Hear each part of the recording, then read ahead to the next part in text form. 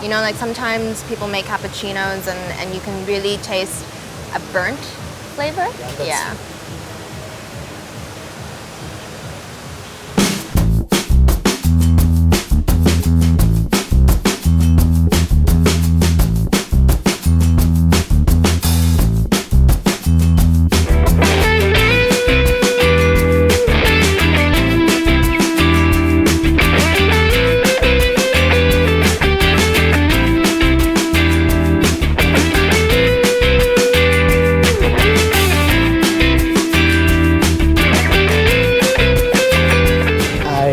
Wanted to be an architecture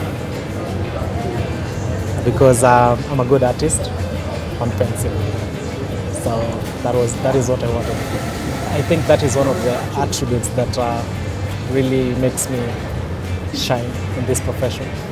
It's something that I have different from the rest of the barista, but being a barista is just about training and your dedication and passion towards the profession.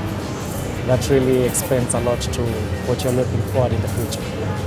It was my first time seeing the machine when I got in art cafe and working with the machine. So 2 years I was just working to familiarize myself, but after on the third year, this is when now my passion for coffee started to grow. An ordinary Kenyan, we've been brought up in tea. So tea was so popular and I was used to having tea. I didn't know anything about coffee, I just knew about the instant coffees, but I wasn't a fan of that. Yeah. Until I was given the opportunity to work in the bar, the fresh coffee and how to appreciate the flavors. The most interesting part in the operations in the bar is how you operate the machines and also the quality of the beverage that you're making. One sure that you're a professional or you're getting to be a professional barista is the artwork that you can do on the espresso, how you can play with your milk. This really depends on the milk texturing, because you cannot wake up one day and just start texturing the milk at the correct way. So it's an art that takes some while. And so how you do your lattes and the patterns of the coffee, I think that is also one of the most interesting parts of this profession. I really don't do anything that is so much different from the rest, unless just a small hint on the signature beverage, on what I do different, on creativity. So this is something that puts me a little bit higher than the rest. But it feels really good, at least to be an example to the rest. I can inspire my other baristas who are following me to look up to where I've reached, and that's an inspiration to them. I'm looking upon the best baristas in the world and how they are doing their things and also how they are managing their coffee shops. And I never thought at first that I can pursue this profession to a level of even owning my own coffee shop. And that's one thing that's in my visions and wishes in the near future.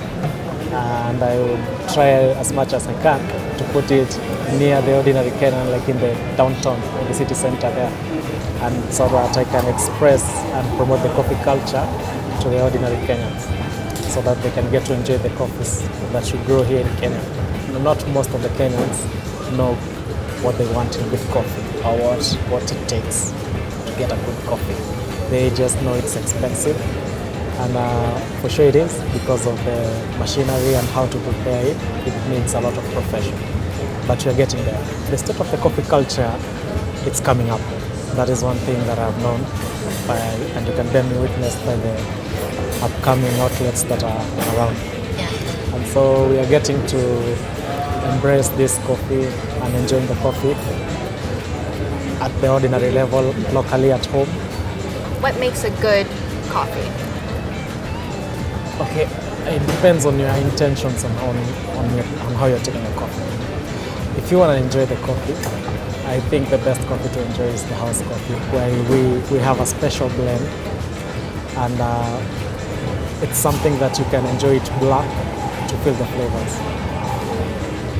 This is something that we've really worked hard to get it, because we have some specific customers who are really precise on their flavors, and so we try really hard to provide the best and meet their needs. What are some pointers that you can give to young Kenyans who want to become baristas and are inspired by your success? I would say what has brought me up here is passion and dedication. Also hard work, of course. But in any other profession, it's like any other profession where your passion, how you view it, takes you wherever you are. The sky is the limit, depending on the passion that you have and the inspiration, whom you're looking up to, and how you see yourself growing. If you're doing it wholeheartedly, I think that's the main key point for the upcoming baristas. I've really learned a lot from the past experience in Washington, and I've tried to work it out on my national level, and it has worked. In the continental level of Africa, what I learned in 2015, I tried it in Africa Championships and it worked. So as I step forward for the World Barista Championship, I want to really know where these guys would beat me, because I've really studied them a lot and worked on my presentation and the coffee that I'm going to be using. I've really dedicated myself with a great team behind me working towards that. And so I'm looking forward for success in that. Every day in the afternoon I dedicate like 2 hours to 3 hours just working, polishing on the presentation and tasting the coffees and knowing the correct dose. Like I mentioned to you about the espresso, you need to be precise on the dosage, the grind, mastering all that, yeah, to have a perfect cup.